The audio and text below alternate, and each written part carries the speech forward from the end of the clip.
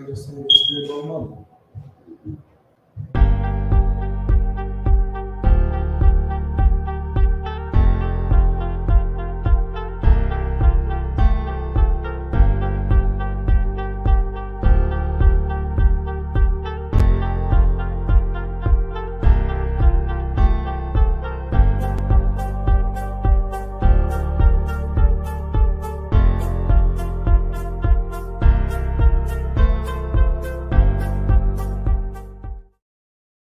The essence of the eternal divine spirit, the one that causes all that exists to exist, the one that is self-existent. How many men have children and the children never meet their father? See, you created a void in that child because you are a part of that child. Black power! Black power! Black power! Black power! Black power!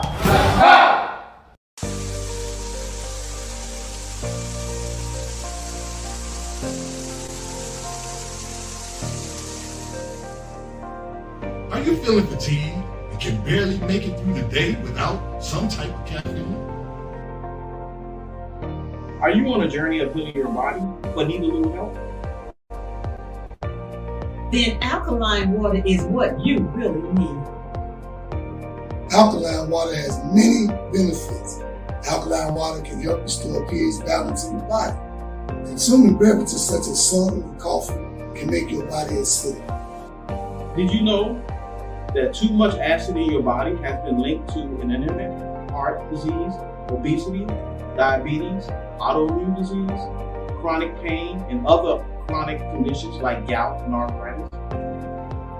Those who use alkaline water have reported increased energy levels, clearer skin, reduction in inflammation, better digestion, and many other health benefits.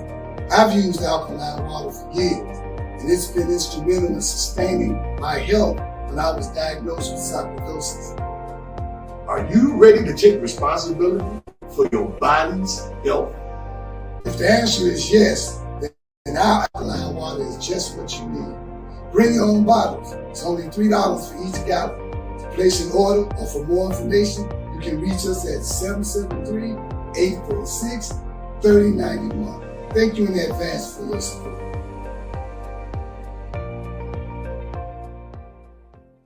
Hi, my name is Sister Ebony Stevenson. I am your announcer for today. Welcome to the Toma Nation's weekly Sunday worship service from 12 p.m. to 2 p.m. every Sunday at 616 East 71st Street here in Chicago, Illinois, and also live on Facebook. If you would like more information, you can reach us at www.facebook.com/TomaNation2 or give us a call at 773-952-8302. Now I am going to recite our opening.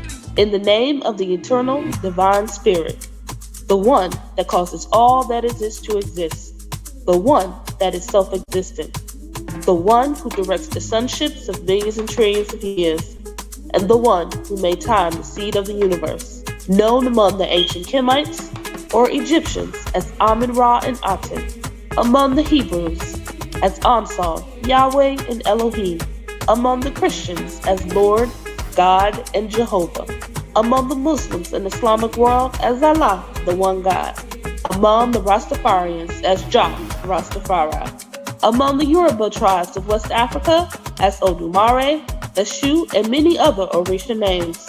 I bear witness that all of these names refer to the same one, Almighty Spirit, and it is to that essence which I give reverence and to whom I submit. I boldly proclaim that we, the descendants of those black men and women who survived the transatlantic slave trade, are the Lost 13 tribe, born in North America and are of a Nubian Kemetic lineage. I further proclaim that the blood of all the nations of the earth flows through our veins. I greet you in the ancient but holy words of peace, Hotep, Shalom, Assalamu Alaikum, Habaragani, Alafia, and Ashe. Now I am going to recite the 13 points of what we believe and know. Number 1, we believe and know that we are not to repeat the mistakes of the past prophets and messengers of the Almighty Creator of the heavens and earth. Number 2, we believe and know that we can only establish an economic base through the application of the knowledge of self and the incorporation of the ideologies of the Honorable Marcus Garvey, the Honorable Elijah Muhammad, Mahatma Gandhi, and Ben Ami. Number 3, we believe and know that the prophets, the whole Bible, the Holy Quran, and the Kemetic Holy Books were all black. Number 4, we believe and know that Jesus Christ of 2,000 years was and is a black man.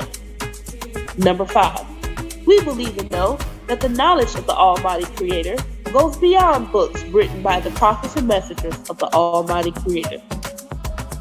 Number 6, we believe and know that in order to promote and coordinate unity, we must first recognize and accept the uniqueness of being able to work Creator, regardless of religious denomination, name, title, ritual, particular dress, or holy book, as long as it recognizes the Almighty Creator of the heavens, earth, and the universe as supreme. Number 7, we believe and know that it is impossible to tell the truth without exposing the wicked governments of the world. Number 8, we believe and know that the United States government, in collaboration with other European nations, have a denial objective to exterminate dark-skinned people of color off the earth through the act of genocide. Number 9, we believe and know that some of the most effective methods that are being used today are AIDS, birth control, alcohol and drug abuse, vaccinations, gang and domestic violence, systematic elimination of trauma centers, the public school system, and public aid within the Black communities of America and the world. Number 10, we believe and know that the last trick that Satan is playing on us is the dividing of us by our religious differences, religious gangbanging. Number 11, we believe and know that the conflict between the various religions are comparable to the conflict between various street gangs within the inner cities of America. Number 12, we believe and know that the war on drugs and gangs is a diabolical plot to disarm the Black community of weapons, break up the Black family, withdraw our constitutional rights, also kill and incarcerate young Black males under the undercover code name Able 2029. And number 13, we believe and know that every letter, shape, sound, and numerical value contains esoteric information that completely transcends the contextual meaning of the word. Our purpose: to bring about the growth of a righteous community in accordance with the laws of the Creator of the universe, under the leadership and guidance of Brother Minister Raheem Kassad Oxen, to provide solutions to the social and economic ills that plague the communities of urban America. Our goal: to re-educate and retrain youth and young adults to develop positive moral values as an alternative to delinquent behaviors, because you can't rebuild a community and not rebuild the minds of the residents of the community to meet the responsibilities of maintaining the community's image. Our mission: to enhance the economic development of our communities by establishing businesses, real and personal properties, thereby creating jobs and/or entrepreneurship training programs that will reverse the concept of leaving the community to buying back the community. Our motto: let your light so shine before men that they shall see your good works and glorify your Father which is in heaven. Matthew 5:16. Now we're going to recite our salute to the red, black, and green flag. Everyone put your right fist in the air and repeat after me. Here's to this flag of mine, the red, black, and green. Hopes in its future bright, Africa has seen. Here's to the red of it, great nations shall know of it. In time to come, red blood shall flow of it. Historians shall write of it, this flag of mine. Here's to the black of it, 400 million's back of it, whose destiny depends on it. The red, black, and green of it, old flag of mine. Here's to the green of it. Young men and women shall dream of it, face shots and shells for it. Maidens shall sing of it, waving so high. Here's to the whole of it, colors bright and pole of it. Pleased is my soul with it, regardless of what is told of it. Thanks to God for giving it, this great flag of mine. Please keep your right fist raised high in the air as we sing our Black National Anthem.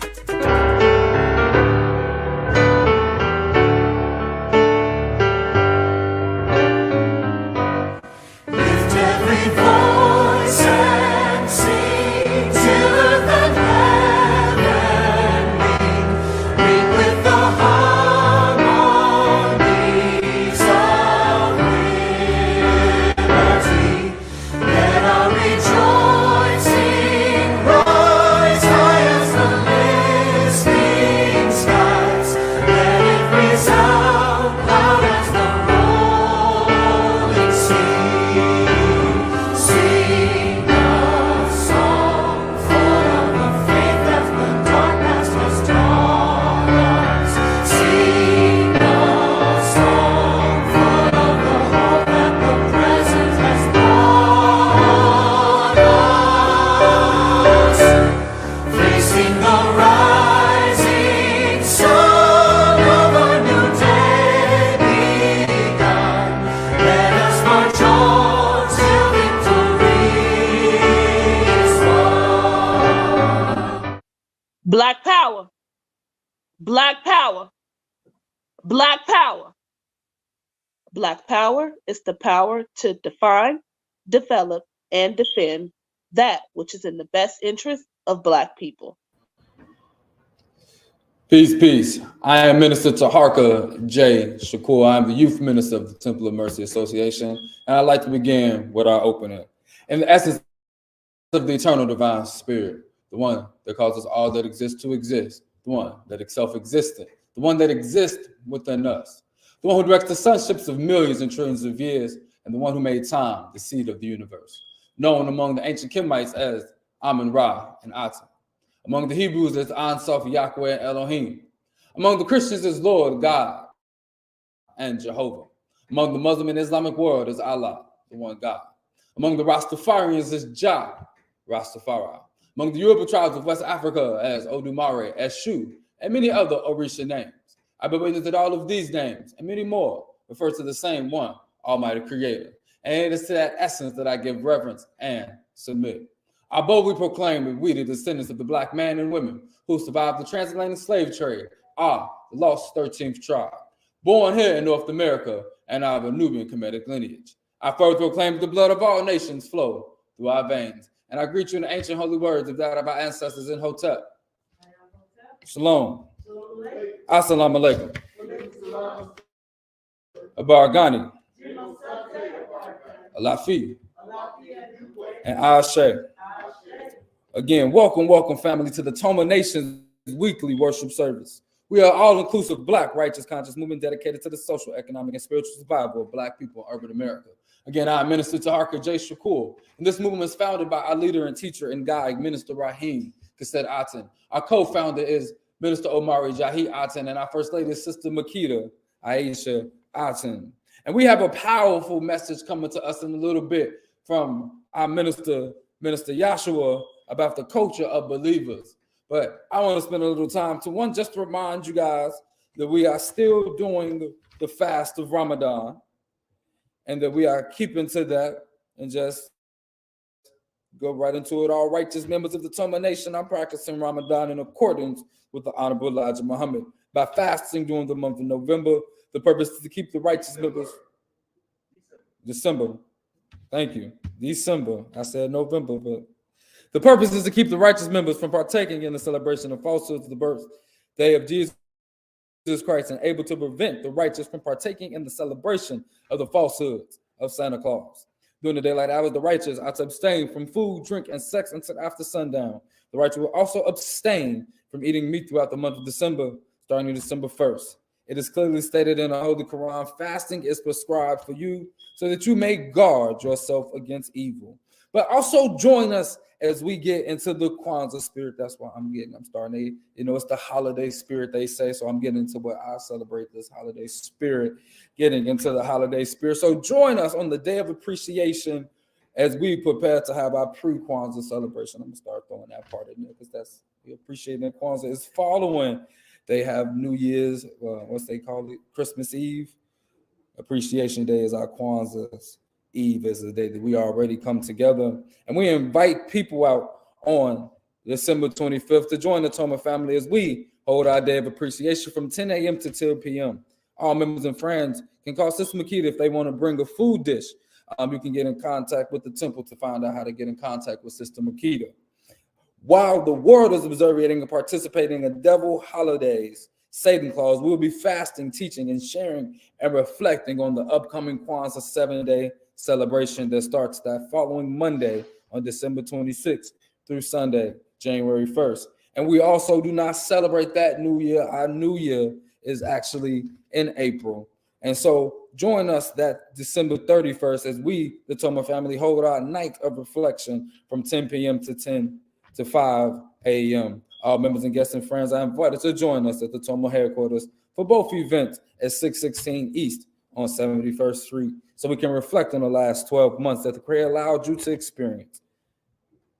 Because April 1st is when nature truly begins and the hibernation ends. So while the world is observing and participating in riotous living, we'll be teaching, sharing, and reflecting.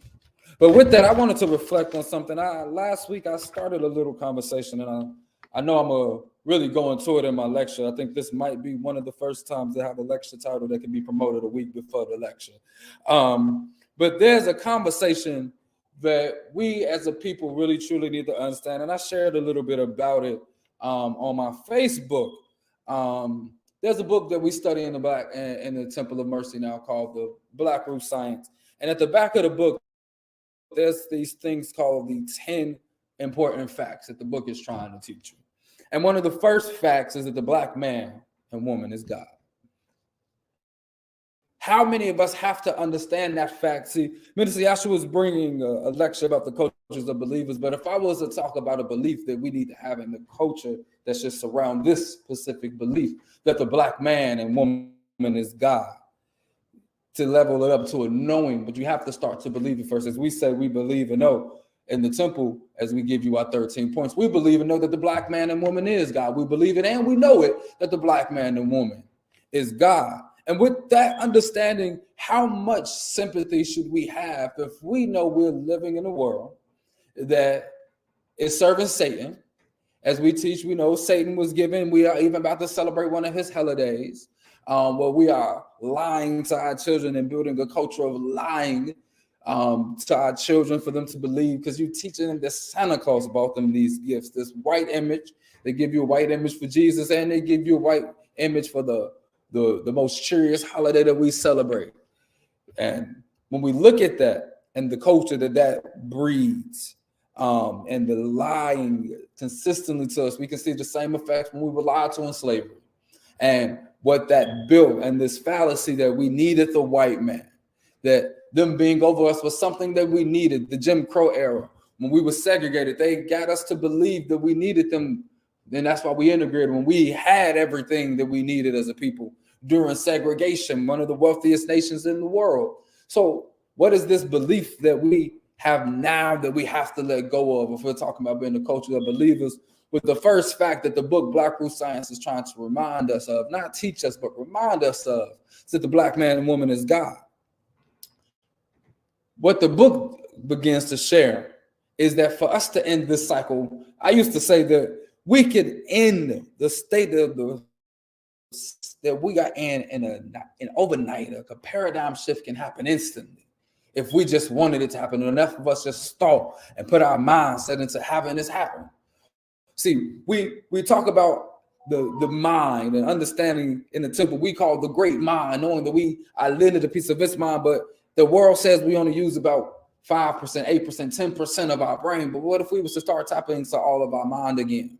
And then remember, then we will see that as we are tapping into that and using our mind to manifest the things that we want, we can really start seeing the world as, I love when the minister plays the song Imagination.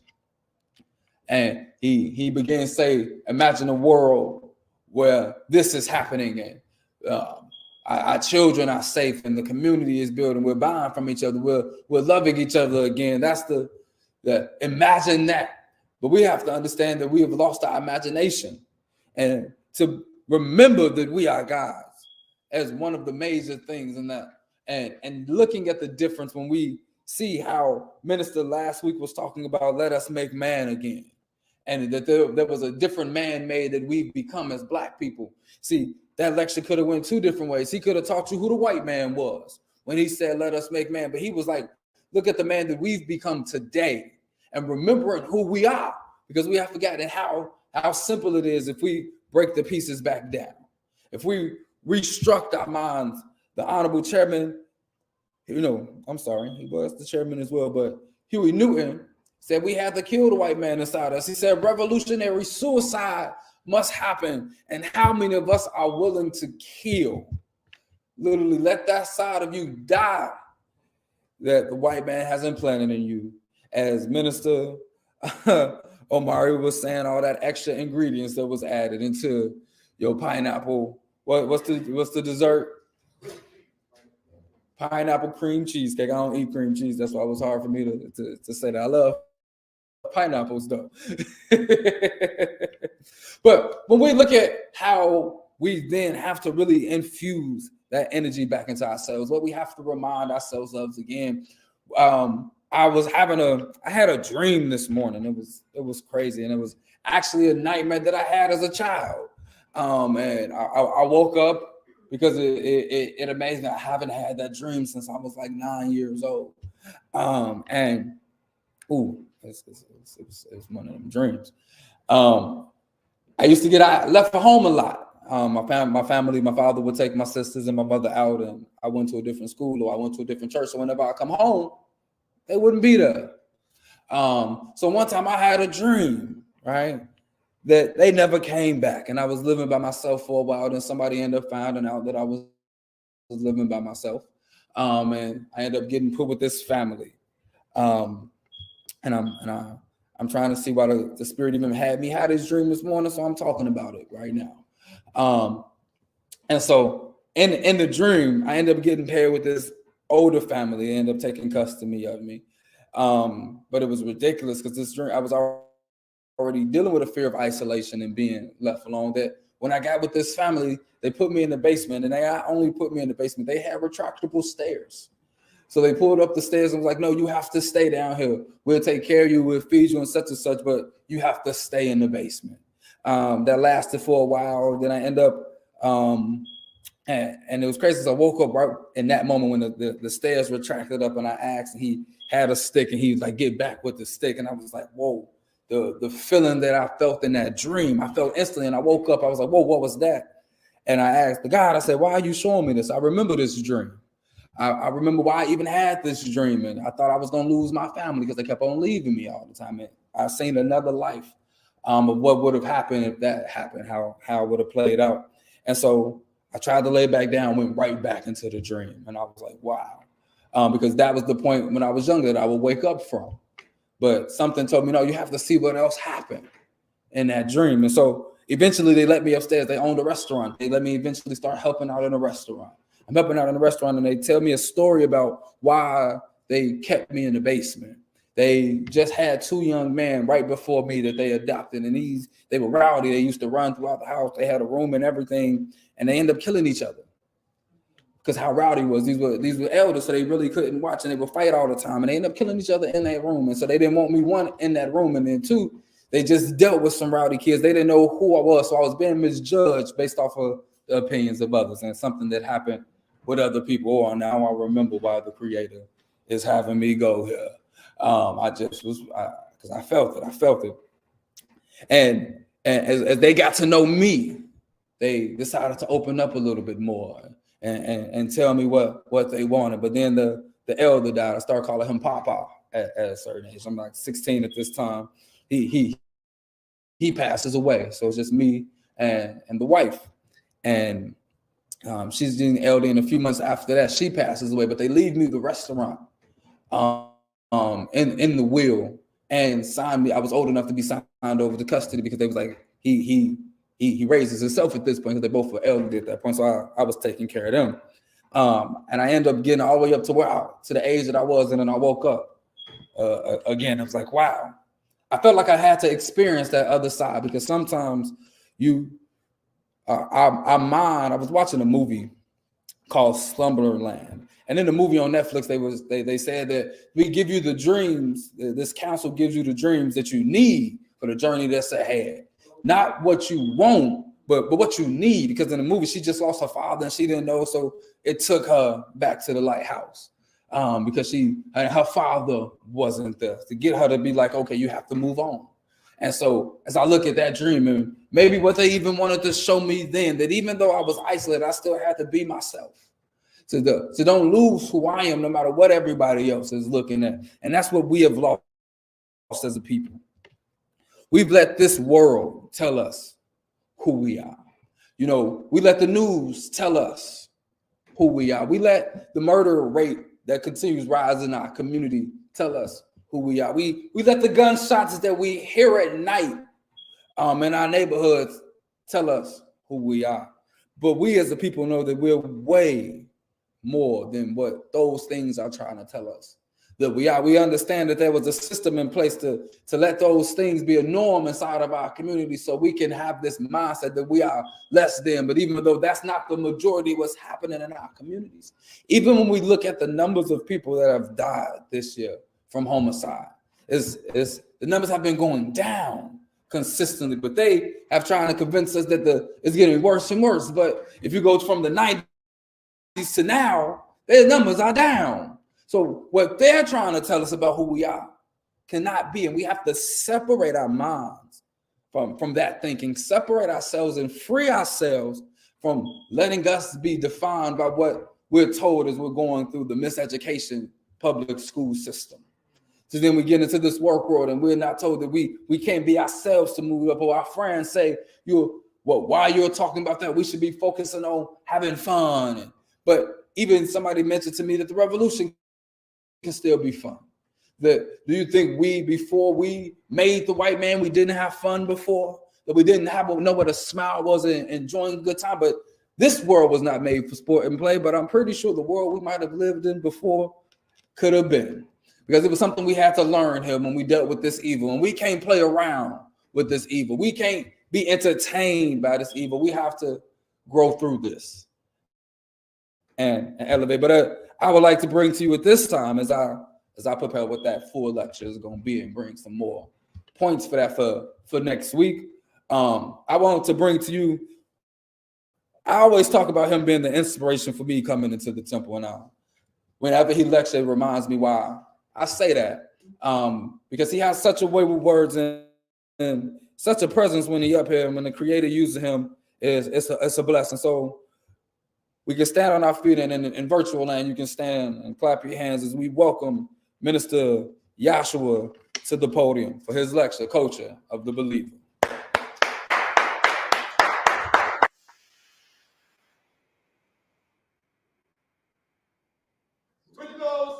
Black power. Black power. Black power. Good evening, family. How's everyone doing this evening or afternoon? And if you're on Facebook land, it might be morning somewhere. I'd just like to begin by reciting our opening in the essence of the eternal divine spirit, the one that causes all that exists to exist, the one that is self-existent, the one who directs the sonships of millions and trillions of years, the one who's made time the seed of the universe. Known among the ancient Kemites or the indigenous people of Africa is Amun-Ra Aten. Among the Hebrews is Ansof, Yahweh, and Elohim. Among the Christians is Lord God and Jehovah. Among the Muslim and the Islamic world is Allah, the one God.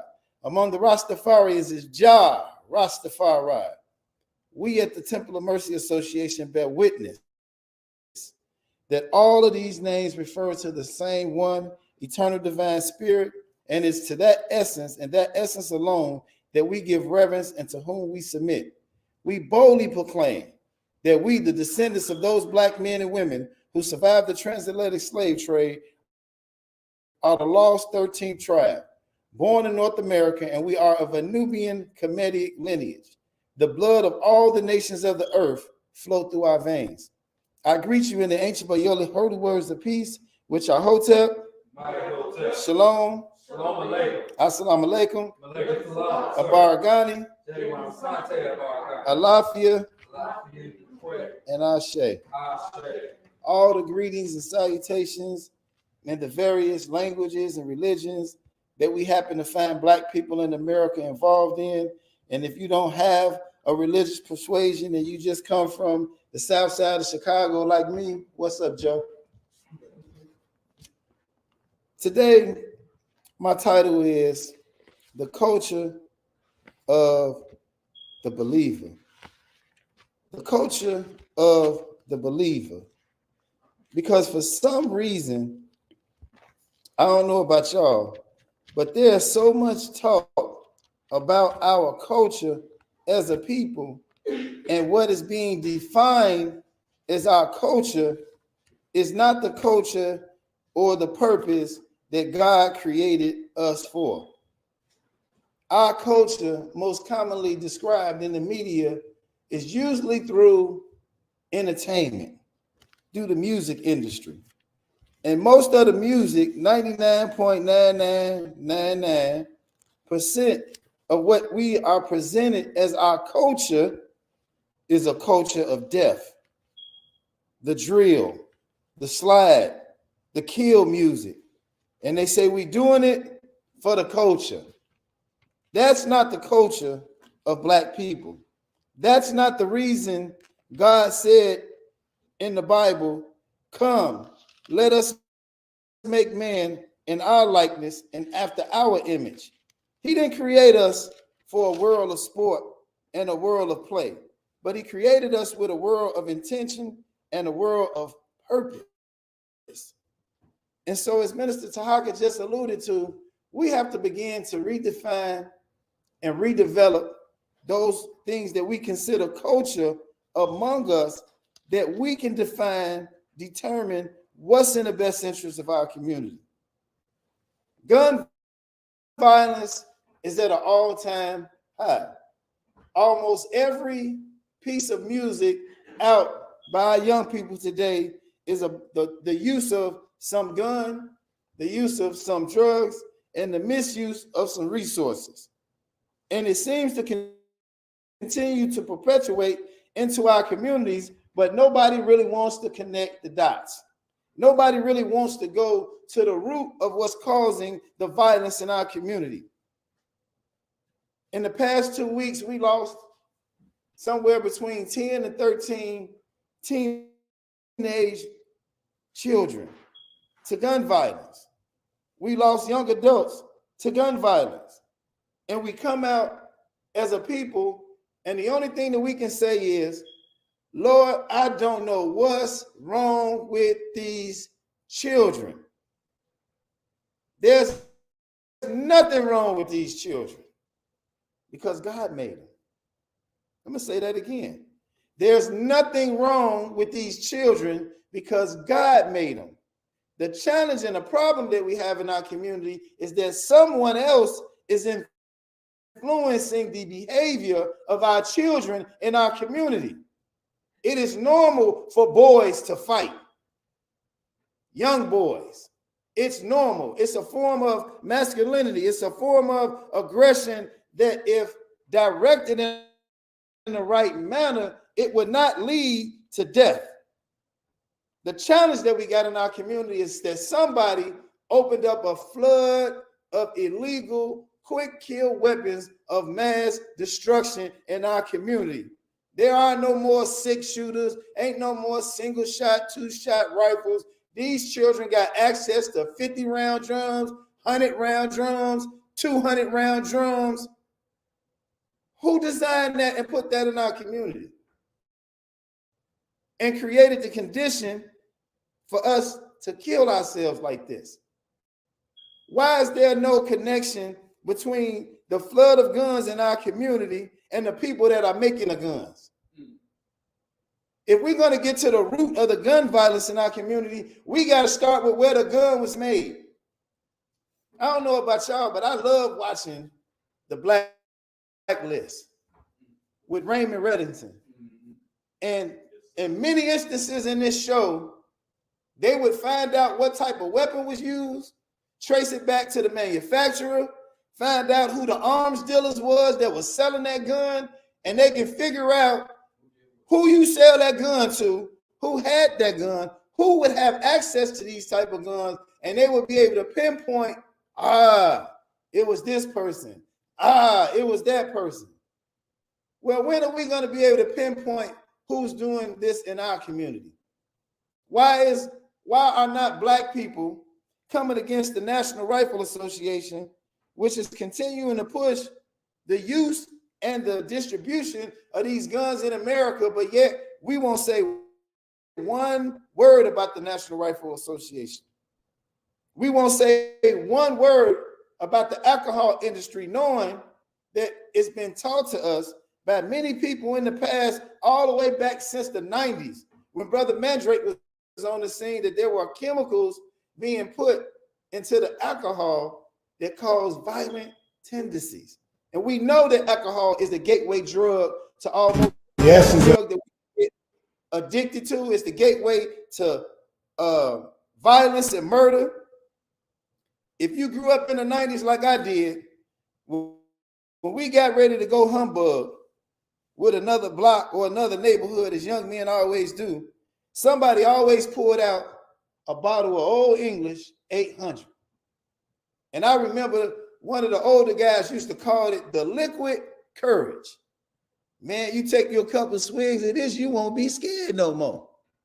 You won't see their numbers that's bigger than ours. We'll be able to go over there, take that block down. Come on, man. Take a swig of this Old English 800. They call it the courage juice.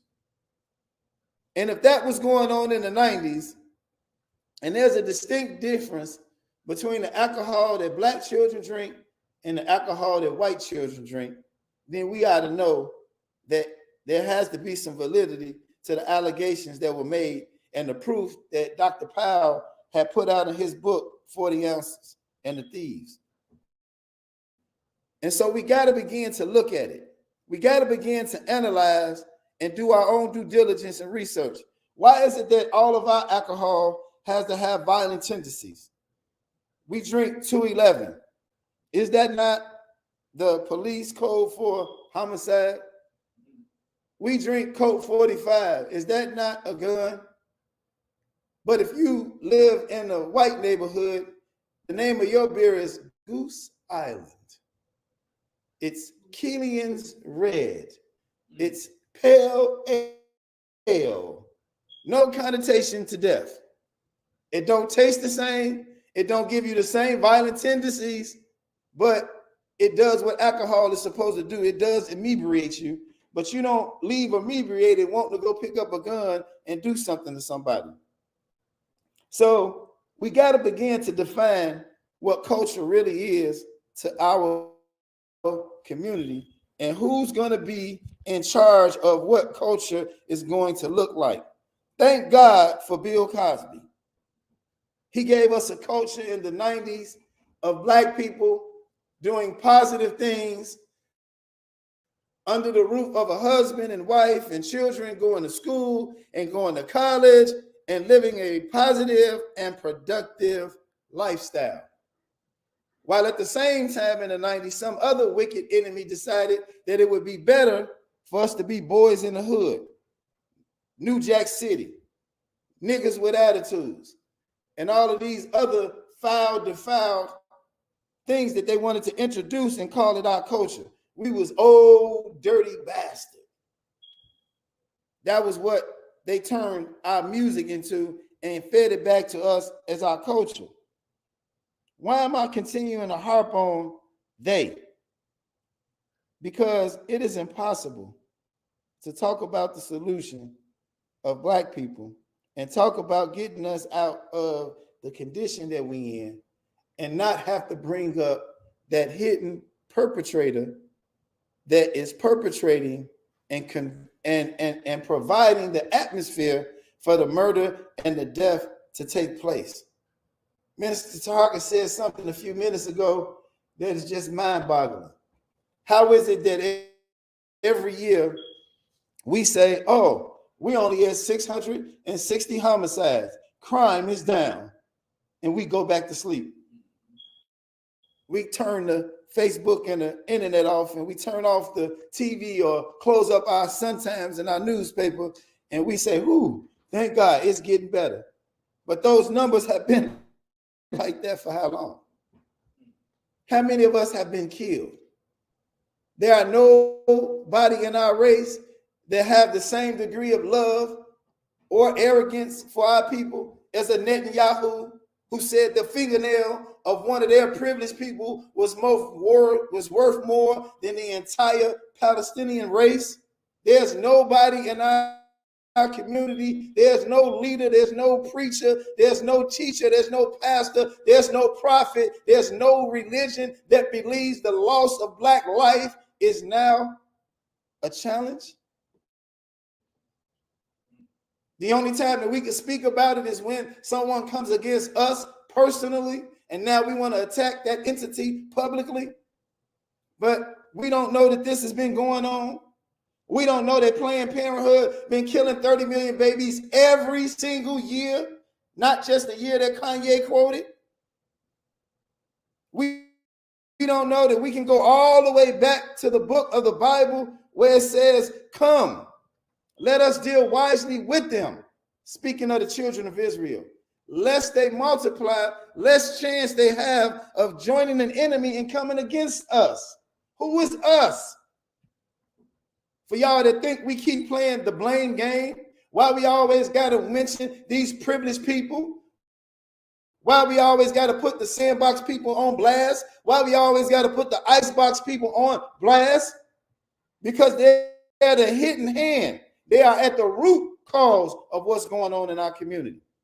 And if we're going to get rid of violence, if we're going to get rid of crime, if we're going to reduce the trauma of our people in our community, we got to go to the root of this problem. So Matthew chapter 13, verse 24, Jesus said, the kingdom of heaven is like unto a man which soweth good seed in his field. In the Temple of Mercy Association, Minister Raheem taught us that time was the seed of the universe.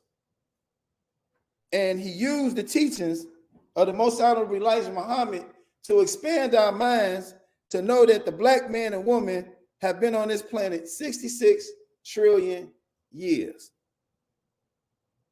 That the earth has been here 72 trillion years. That the universe has been here 76 trillion years. Why is that important for us to have a time to be able to look at all of what's going on? Because in our community, our people are more caught up in the clothes, the garment, and the attribute of the eternal divine spirit. That same eternal divine spirit that we talk about in our opening is the same eternal divine spirit that lived in Marcus Garvey. That same eternal divine spirit lived in the Most Honorable Elijah Muhammad. That same eternal divine spirit lived in Ben Ami Ben Israel. That same eternal divine spirit lived in Dr. Martin Luther King Jr. That same eternal divine spirit lived in Prophet Noble Drew Ali. That same divine spirit lived in YASHUA, HaMashiach, the Messiah, the Black Christ. That same eternal divine spirit. So when are we as Black people going to rise above the dress, the religion, the prayer, the customs of this same one eternal divine spirit that lived in them all? and stop gangbanging among each other. And stop telling those of us that don't subscribe to those particular religions the way that you prescribe to those religions, that who are we to teach Muhammad? And who are we to tell Muhammad about Muhammad's business? What type of arrogance is that? To tell somebody that because you don't wear the name Muhammad and because you don't subscribe to the religion of Islam, you shouldn't be listened to. Oh, you silly disciple of Muhammad. What did Jesus say about that? We're going to get to that. But I want to talk about this man that sowed good seed in his field. Because the intention of planting a seed is harvest time, isn't it? Is that not the end result of what we want to do when we plant a seed? So if we're talking about culture, the first culture we got to take back is our agriculture. Because as long as we continue to eat the food that Satan is providing for us, the number of times that he's saying we need to eat it every day, we will no longer be able to be in shape to deal with fighting him and producing the man that God wanted to produce when he created us. We got to take back our agriculture. We got to begin to feed ourselves. We got to use what the Most Honorable Elijah Muhammad taught us and how to eat to live so that we can live. And understand that you don't eat just because you say your stomach is hungry, but you eat because you want to give your body nutrients and nutrition so that this body can perform at its highest best. Many people drive imported cars and fancy cars that don't require, you can't use the cheap 87 gas. You got to use the 93, or you got to add a special type of oil to your car, because if you don't, it'll drive, but it's not going to perform the way that it was designed to perform. And that's the same thing with these human bodies. Minister Raheem taught us to be a scientist in the laboratory of ourselves so that we can begin to see the miracle of God, so that we can understand and receive what God has for us. And so that's why we, in the month of December, practice the Ramadan fast started by the Most Honorable Elijah Muhammad, because he said the fast was started to help us not just subdue ourselves, but to help us not partake in the falsehood of Santa Claus and the death of YASHUA HaMashiach, the Messiah. Notice he said the falsehood of. I just don't understand how long we gonna lie to our children about some fat white man in some red long underwear with cocaine under his nose, and his buddies standing next to him and snorted up all his cocaine, so his nose is red as ever. So when are we gonna start telling our children the truth? But Matthew 13, verse 25 says, but while men slept, it says his enemy came and sowed tares among the wheat. Understand that for a seed to get to the point of harvest, the first thing that seed does is it splits, and it sends a shoot down into the ground that forms the roots of whatever's about to take place. It says an enemy came and planted tares in the same field that God planted his seed in. And so if we want to get to the root of this situation, understand that the tare and the wheat underground at the root, they both look the same. Satan's whole understanding or whole so-called power that he has over us is to make things that are wrong fair seeming. He actually has no power. The tare can't destroy the seed, but the tare can serve as a distraction and a discouragement to keep us from meeting God's potential for us when that seed is planted in us. So the tare represents the infrastructure of racism, and the wisdom of waiting is like the opioid of faith, because you can't just go and say there's a tare among the wheat let's just go dig it all up and we'll be able to get to the tare, because the tare and the wheat at the root look the same. And so if you do that, you'll destroy the harvest. And so you just can't take black people and remove us from the influence of white people and think everything is going to be okay, because they've sowed some tares among us too. And as Minister Taharka said, we become more European than the European in his thinking, because he is the number one murderer on the planet. He is the one in charge of nuclear weapons that can push a button and wipe off part of the face of the earth. Black people didn't create stuff like that. He is. And so we can't just uproot ourselves totally from white people and think our challenges will be gone tomorrow because we got all of their thinking in our head. We got all of their religious understandings instead of overstanding. All their religious understandings. So the most valuable seed that we need to plant is the seed called time. Because at the appropriate time, God will show us when harvest time is.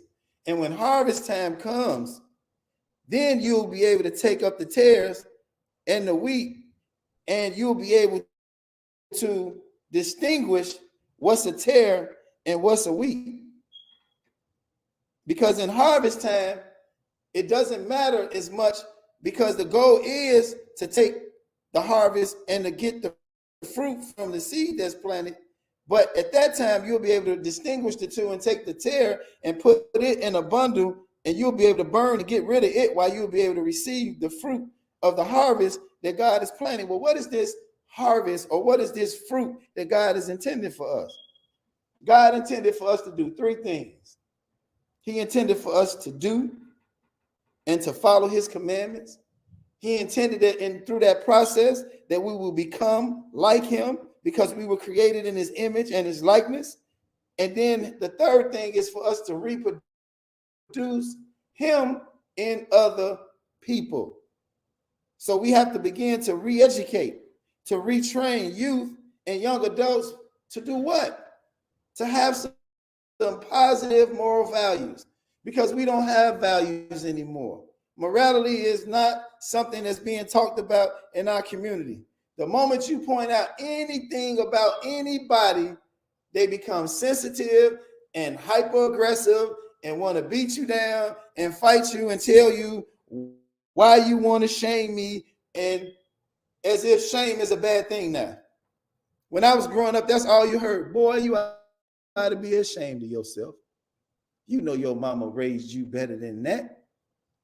And right then, the shame would sink in, and you would begin to feel some type of remorse. And everything that they said at that point, you would take in, and prayerfully, it would lead to a difference in your behavior.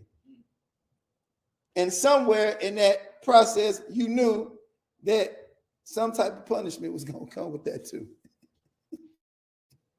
So most of the remorse wasn't just because they shamed you, but it was because you knew the consequence was coming for embarrassing this family. For letting that woman have to come down here and tell me about my child, and you knew you did it and didn't come tell me first. Or was I the only person who had a mama and a grandmama like that?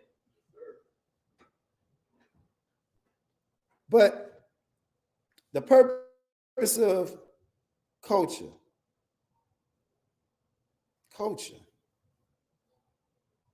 in the root word of culture is the word cult. What is a cult? A cult is defined as a loving organization. A loving organization. How could rap music be the culture of Black people and it not even be what the definition of the word says it is? How can it be? Minister Raheem taught us in such an unorthodox method that many people of different faiths consider us to be perpetrating a fraud.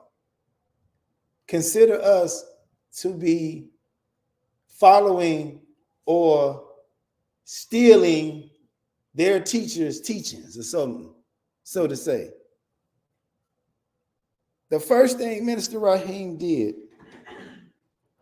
in the Temple of Mercy Association was let you know who had the greatest amount of the eternal divine spirit in them. He shared with us who these people were. He taught us their teachings. He taught us their teachers' teachings and showed us how they themselves had grown so beyond the religious label that they held on themselves that it was of a greater understanding. Meaning, he didn't connect the Temple of Mercy Association to a religion. He connected us to the one God. Minister Raheem Kased Aten's name means mercy, mercy of the one God. What do we mean when we say the one God? Meaning that everything comes from the great mind. A great mind woke us up this morning. A great mind started us on our way. And if we're ever to see or be in the presence of this great mind, we have to follow what the great mind instructed us to do. And in that process, we'll become a smaller version or representative of the great mind. We're not going to become the great mind, but we'll become a reflection of it, and we'll be able to say, like YASHUA, when you see me, you see the Father. But why? Because I only do the things that please him. I do the things that he created me to do. I uphold the righteous and moral principles that he placed in the earth. As how do you know my people? How will you be able to distinguish those that follow the great mind is by their action, their morality, their deeds, and their works, not by what comes out of their mouth, not by the dress that they're wearing. So black people, we got to stop all of this religious gangbanging and recognize the uniqueness. Man, that eternal divine spirit got in Marcus Garvey and reminded us that we had to have a race-first philosophy and internal and eternal trading mechanisms among black people in Africa and in America. He would say it with the Africans at home and abroad. But that understanding had to be upgraded, because you can get a little confused when you start talking about race first. Because one of the biggest fights and challenges black people have is we don't know who to connect ourselves to. We keep trying to connect ourselves to the sandbox people, the icebox people, the Moroccans, the Europeans, the Anu, the Ashuns, the Osirises, the Horuses, and not understanding that we are supposed to be connected to the great mind. We're supposed to be connected to God, not his attributes, not his dress, not his holy book, not his method of prayer, but directly to God. So we thank the most honorable Marcus Garvey for being used by this great eternal divine spirit. We thank the most honorable Elijah Muhammad for receiving the knowledge of self, how to eat, to live, and do for self from the eternal great mind. We recognize and accept Ben Ami Ben Israel of the African Hebrews of Jerusalem for that divine spirit living and dwelling in him. We honor and respect Dr. Martin Luther King for his struggle for civil rights and eventual transformation to economic and political empowerment. We thank that eternal divine spirit for him accepting and raising up Prophet Noble Drew Ali to remind us of our nationality, birthright, and creed. We thank the eternal divine spirit for Jesus, YASHUA HaMashiach, the Black Messiah, for reminding us of our anointing and our salvation and our purpose for life, which was to fulfill the law of God. We thank him and recognize each one of these people's uniqueness in being able to represent the eternal divine spirit. But we do not and we will not take one of these above the other. Say that. Muhammad is not better than Jesus, and Jesus is not better than Muhammad. Based on whatever title or situation that you want to put on them and saying who's better. Just the thought of saying I'm better than my brother brings you into the understanding of becoming Satan, because that's how he was created. When the gods created Adam and they asked Iblis to bow, and everybody bowed but Iblis, because Iblis had the audacity and the arrogance to stand up there and say, I'm better than him. I'm made of smokeless fire. He's made of mud. Why should I bow to him? And that's the same arrogance that black people got today. And in the Temple of Mercy Association, we got to suffer on all sides, standing up and defending the life, the legacy, and times of these honorable men. We're not Muslim. We don't wear the name Muhammad, but we subscribe to the teachings of the most honorable Elijah Muhammad. And because we do, we automatically inherit the enemies that want to come against and wipe this man out of history. Not only that, but we got to endure the members, not all, but some of his members who think because we don't wear the name Muhammad and we don't accept Islam, that who are we to even teach about the most honorable Elijah Muhammad? Because if you really understood the most honorable Elijah Muhammad, you would be in the nation. Well, when I read the book, it said message to the black man. It didn't say message to Muhammad. It said message to the black man in America, and in the Temple of Mercy Association, that is our sole duty, is to the black men and women in the hells of North America, not all over the world. We have a specific assignment and a specific duty to be here to resurrect those chosen people of God that got all the nationality and blood of everybody on the earth flowing through their veins, because God is creating a 13th tribe right here in North America. And so that's why we don't subscribe to your particular religions. But that don't mean we're not going to take the teachings of the eternal divine spirit that came through that person. It's not yours. Some of us think when we gain a knowledge and understanding of God, it's ours. This is ours now. And we want to hold on to it and keep it to our chest, and only those that come under your particular persuasion, religions, and pay their tariffs and tithes and what am I trying to say, zakat, then now you're a true person under Islam. No, you don't get away with that, because we connected to the eternal divine spirit, and we're going to recognize him everywhere and in everybody we see him in. And we can never thank the Creator enough for placing his eternal divine spirit in our leader, teacher, and guide, Minister Raheem Kassed Aten, so that we can rise above these petty differences and understandings among religion, so that we can see from the thinking of God and what he intended to create it, and how his children are all over the place, scattered, holding on to a piece of his knowledge and not really having the whole picture, and can't see the whole picture, because every time we found a piece of his knowledge, we want to take the one that we had before that and throw it away. Instead of putting the pieces together so we can see the whole picture, we want to go through one. We might start out Christian, learn about Islam, so we throw the Christianity away, and then we learn about ancient Kemet, then we want to throw both of them away, because we start to begin to believe that people are plagiarizing, and this is the same story happening over and over again. They must have stole our history. That's why Minister Raheem taught us that the earth been here 66 trillion years. They all lived. It all happened.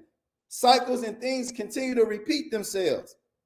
And so regardless of how they might have tricked us in these books, because you get some people who don't want to understand the eternal divine spirit because they say, y'all quote them books too much. Well, these books represent him. But when you got a direct connection to him, you can take these books and throw them in that garbage over there, and God can still use and speak through you and give you the same thing in these scriptures. These scriptures are supposed to bear witness to you and show you how far you are either on the path or off the path. And if you are a believer or a disbeliever, because it's going to show you through the character and attitude of those that walk before you, which side you on. So that's why these books are important. That's why scripture is important. That's why we got to come and read our Holy Bible. That's why we got to take our Holy Quran and read them, because Minister Raheem said one represented 180 degrees of knowledge and the other represented 180 degrees of knowledge. And if you put them together, you'll get 360. Add your 5 senses to it and you will have some damn sense.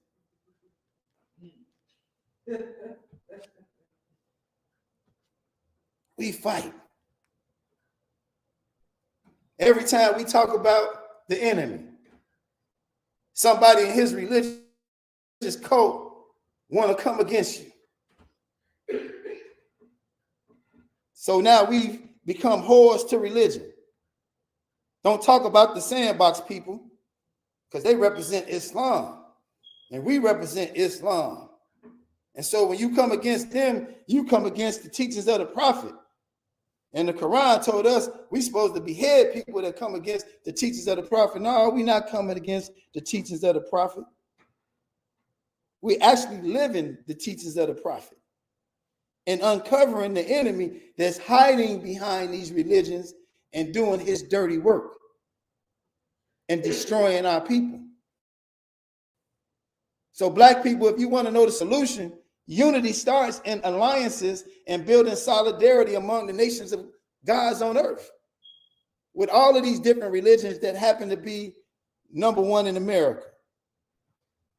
The Garvey understanding, Elijah Muhammad and his Islam.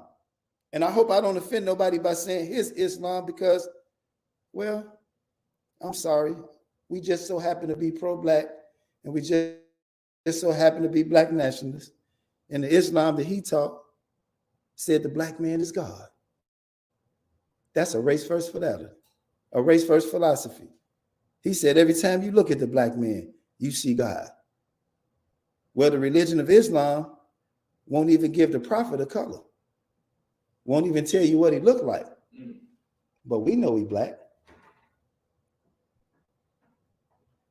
We're going to study and understand our relationship to Abraham, Isaac, and Jacob, and that we are the original Hebrews or the original Jews, and that these so-called Johnny-come-lately Jews, who even call themselves Jews, can't be of the lineage of Abraham and Israel because of the language that they're using, and that the J has only been in existence 500 years.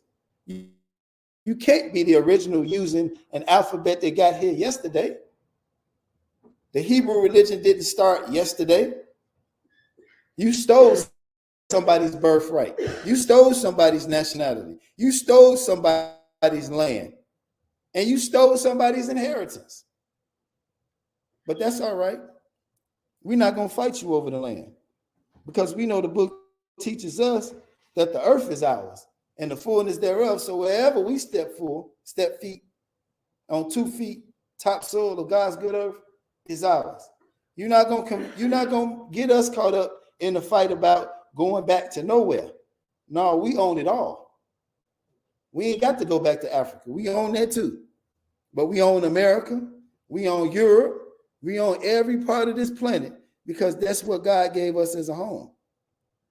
And so I'm hoping that something I'm saying is like the kingdom of heaven and the man who sowed good seeds in his field, because I'm sowing these seeds into the minds and the hearts of those that are under the sound of my voice and those that are listening on Facebook, because we have to understand who we are.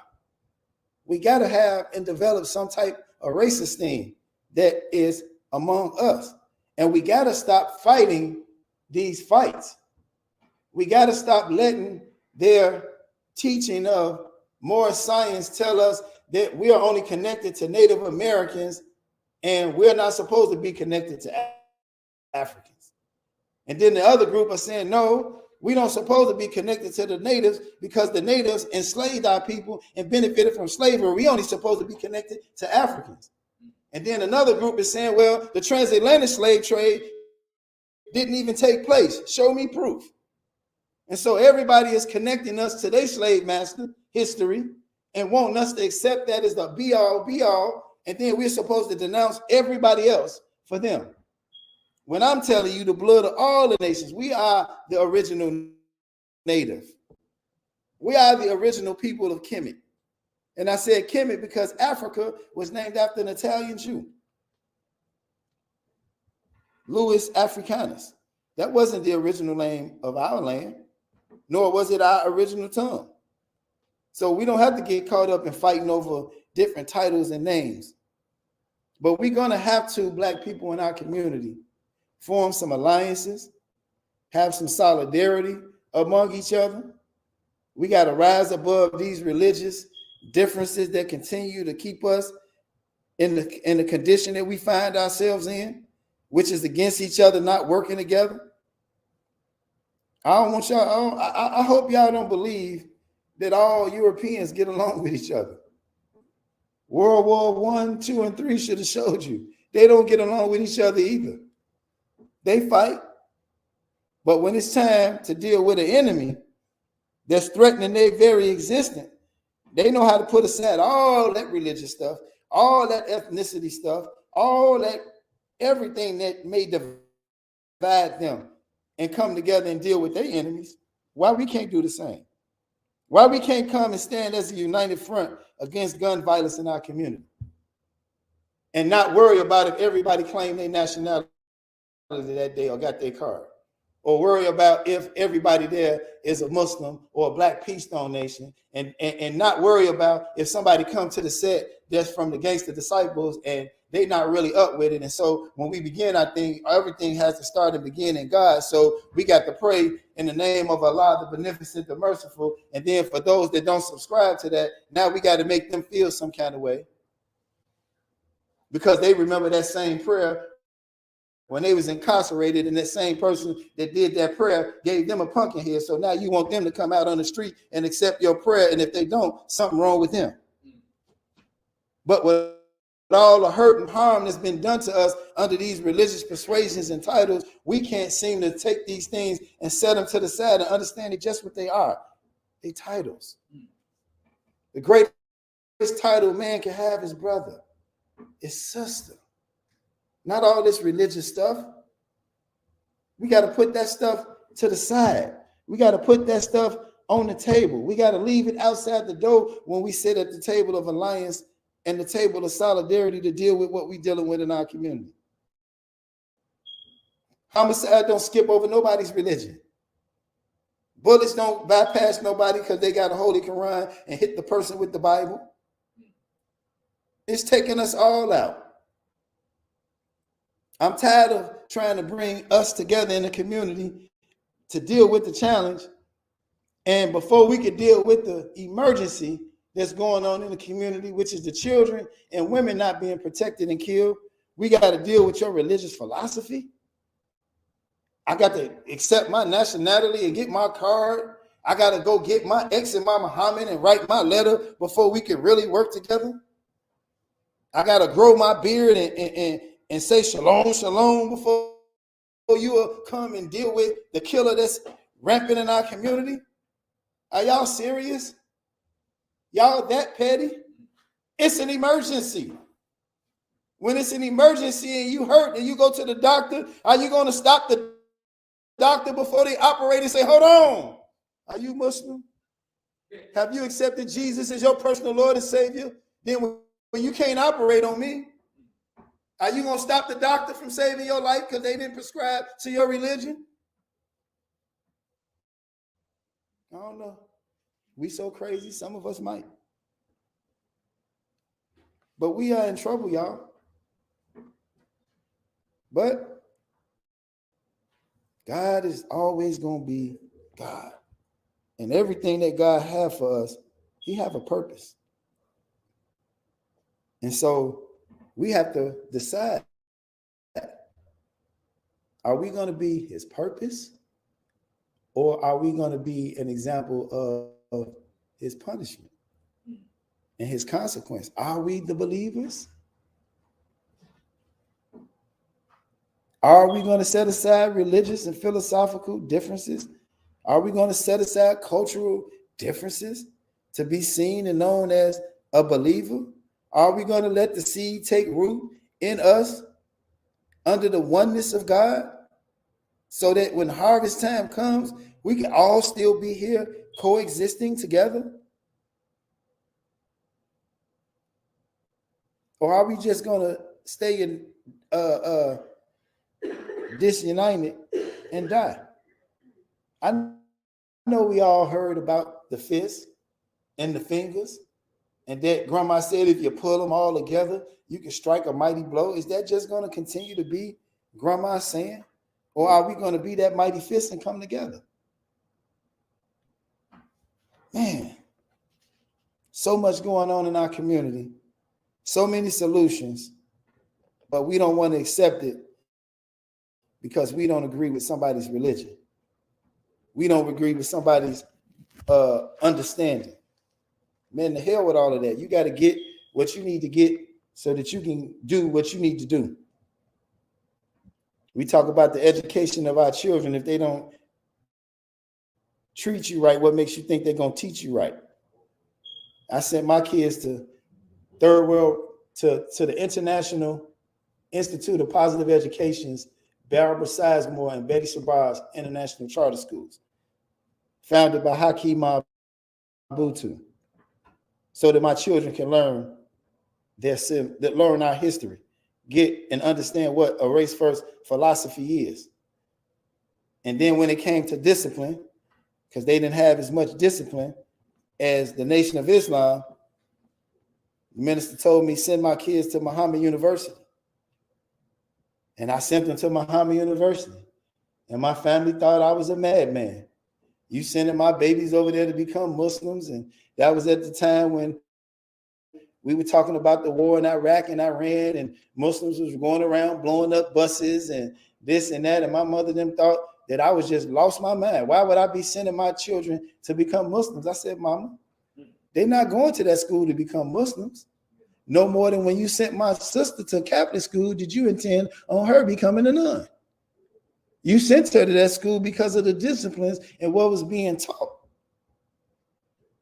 And because Minister Raheem had already told us who Minister Louis Farrakhan was on our scene, it would only make good sense to send my children to his school so that they can be taught and educated, because we didn't have one to replace him. Wasn't no other options but those two schools. I hope God hurry up and bless Dr. Umar. I think he got a great idea. But a lot of y'all ain't gonna support him because he beat up y'all damn religion. And y'all ain't gonna forgive him for that. That's why y'all don't want to help him. What he's trying to do is right. But we represent the one God in the Toma Nation. And I just want to read a little history about Aten and who he was. He was an Egyptian pharaoh who ruled during the 18th dynasty of the New Kingdom appeared in ancient Egypt. And he was famous for transforming the traditional religions of Egypt from the many worships of God to a single God named Aten. He was born in Egypt in 1372 BC. Once he became pharaoh, Aten decided to reform the Egyptian religion. For thousands of years, the Egyptians had worshipped various gods such as Amun, Isis, Osiris, Horus, and Thoth. Don't that sound like today?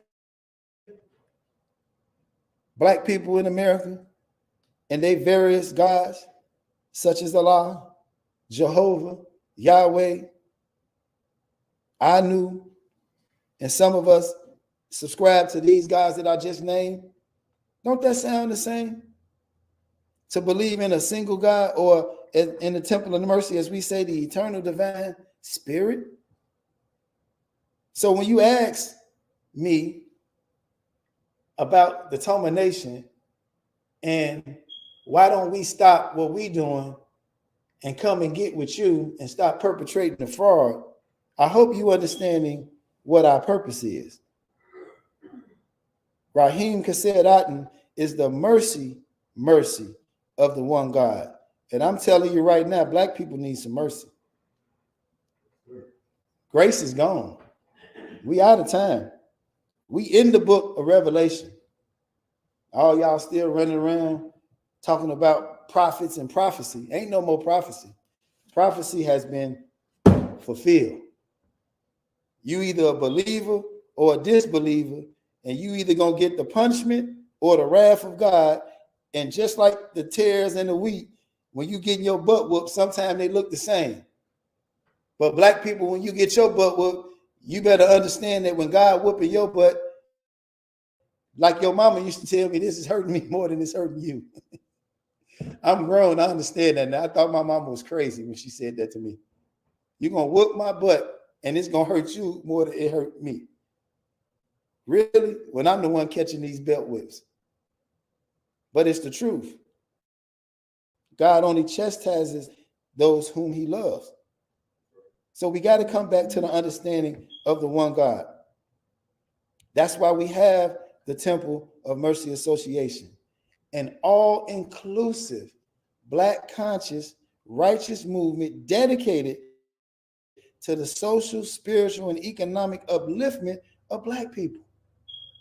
And I don't think it's one religion that I named or one group that I talked about that don't have that as one of their goals or one of their aims that they seek to have happen. We want the upliftment of black people. We want the protection of our women and children. We want to control the distribution and market share of what comes into our community, because we know to control market share means that we're going to control the currency and circulate it so that we can create the necessary jobs to get rid of the 93 unemployment percent rate among 24 to 30-year-olds. That's the most dangerous group. That's the group that's out here being killed because they out here partying all the doggone time off of these drugs and alcohol. And that's the group that's being killed because they're not at work. If you was working like you were supposed to be, some of this trouble we wouldn't get in because you wouldn't have time to get in trouble. You wouldn't be worried about your safety and walking around with a 100 clip in your pocket. So the Temple of Mercy Association is here. We located at 616 East on 71st Street. You can join us here on Sundays from 12:30 to 2 in person. You don't have to just watch us on Facebook, but if you are watching us on Facebook, I want you to like and subscribe to our page so that you can get the notifications about what's going on in this movement. And if you agree with what I told you before, which is the social, spiritual, and economic upliftment of black people, you know it takes finance to uplift a nation. And so we ask you to see our Cash App and our Givelify donations in the chat. And if God so put it on your heart to donate to us, we ask you to join the Toma Nation. You don't have to have a religion to be a member of the Toma Nation. And if you got a religion, you can bring it in here as long as you're not going to use it as a divisive tool to get at somebody else, because we believe that all these religions represent a fraction of the truth of the knowledge of the Creator. And I don't know what school y'all went to, but the school I went to taught us when you want to add fractions, you got to find a common denominator.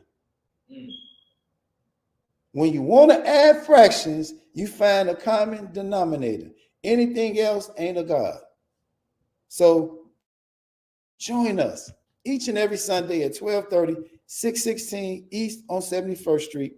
Donate to our Cash App or our Givelify and come be a part of the solution that you want to see. Help us to build these alliances and solidarity among our different groups and brothers. Because we love the most honorable Elijah Muhammad. We love the honorable Marcus Garvey. We love Ben Ami Ben Israel. We love the prophet Noble Drew Ali.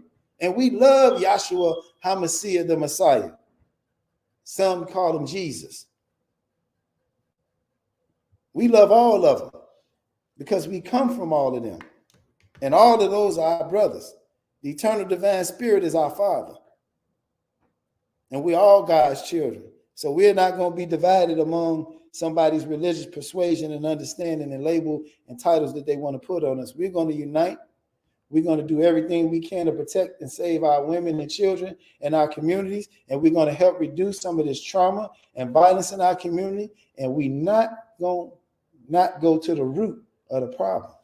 We're going to tell you exactly what's going on, exactly who's doing what. And we're not going to be afraid to tell you what's going on. We've been saying since the 90s, since we began, what Kanye just told y'all. We've been saying since the 90s what Kyrie is coming into the knowledge of, that we were the original Hebrews. We the original people under the light of the sun. And for all of y'all that think that we're a member or a follower of Albert Pike because you see this compass in this square, Albert Pike is not our father. The masonry that we subscribe to don't come from Europe. The masonry that we subscribe to comes from ancient Kim, and it consists of 7 degrees. It's not the Knights Templar. It's not the 32nd or the 33rd, because those are the degrees that Albert Pike, under the Ku Klux Klan, initiated and created. And that was the terror among black people that he put in so that he can meet us on a level while he take his people to the 33rd degree and tell them that we have, as far as possible, extinguished every avenue by which light can enter into the slave's mind. We have him now on the level of a beast. And as long as he stay on the level of a beast, we should be safe. Only beasts fight over religion and not use it to uplift some people. So no, we are not the children of Albert Pike because you see this square and compass, but we understand that masonry, in the beautiful system of morality that it is, and all of how it's veiled in allegory and illustrated by signs and symbols, it is definitely a tool that's going to help us unite black people, because we understand that each one of those degrees in masonry represents the majority of these religions that we talked about. And so that is one of Minister Raheem's efforts to bring unity to the black community. I thank you for listening. I leave you as I greeted you in the ancient but yet holy words of peace, in the languages of our forefathers, in Hotep, Shalom, Assalamu alaikum, and the Baragani. Peace.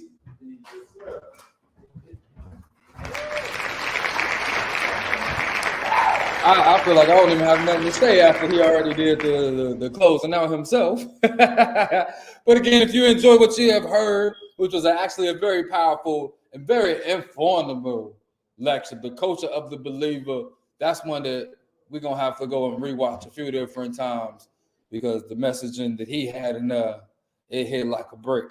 And I hope that brick knocks some of y'all out to wake y'all up. But I leave you as he already left you. Like, share, comment. It helps the algorithm that they like shadow banning us from in the first place. But we know the revolution won't be televised. But come join us in person, as he said, at 616 East on 71st Street each and every Sunday. Join us for Appreciation Day. Join us for the day of reflection as we come out of their holidays, and join us through the whole Kwanzaa season. I leave you as we greeted you. Minister Harka, out. Peace. In the essence of the eternal divine spirit, the one that causes all that exists to exist, the one that is self-existent. How many men have children and the children never meet their father? See, you created a void in that child because you are a part of that child. Black power! Black power! Black power! Black power!